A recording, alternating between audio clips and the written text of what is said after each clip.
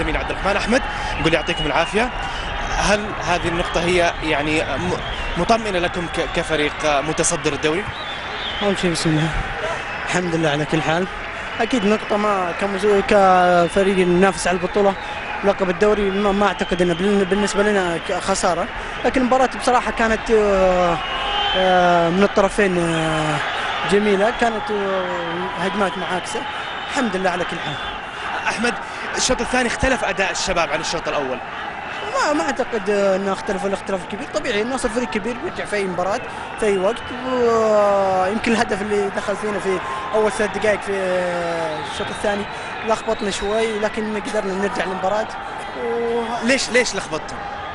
طبيعي قلت لك اكيد ما راح تكون انت مهما كان الفريق المنافس فريق كبير، مهما كان انه ما راح تكون طول المباراه 100%، لان اللي قدامك ما هو فريق بالشيء البسيط، لكن الحمد لله على كل حال.